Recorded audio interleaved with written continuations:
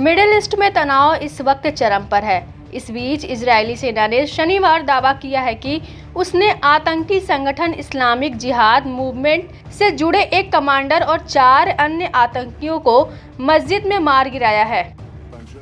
वहीं इजरायली सेना कब्जे वाले वेस्ट बैंक में बड़ा सैन्य ऑपरेशन चला रही है, जिसमें ये आतंकी मारे गए हैं। उधर इस छापेमारी अभियान के दौरान एक सैनिक की मौत हो गई। इस बारे में इजराइल की तरफ से भी जानकारी मुहैया कराई गई है। बुधवार से अब तक कम से कम 12 फिलिस्तीनी इजरायली सेना द्वारा मारे जा चुके हैं, जिनमें ज्यादातर ऑपरेटिव हैं। उत्तरी वेस्ट बैंक के कई शहरों में एक साथ छापे मारे गए हैं। शुक्रवार के दिन सैनिकों ने जेनिन शहर और उसके शरणार्थी शिविर पर अपना अभियान केंद्रित कर दिया है।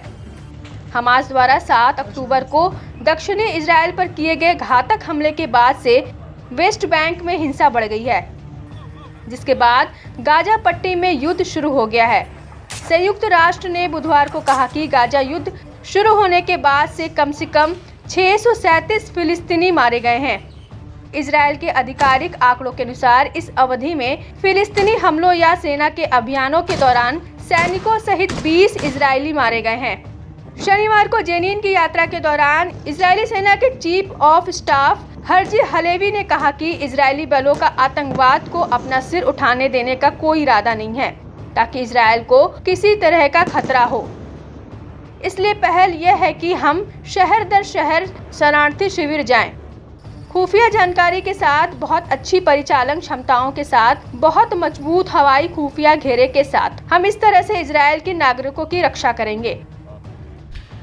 बुधवार से अब तक मारे गए 22 फिलिस्तीनियों में से हमास और उसके सहयोगी इस्लामिक जिहाद ने कहा कि कम से कम 14 उनके हथियारबंद विंग के सदस्य थे।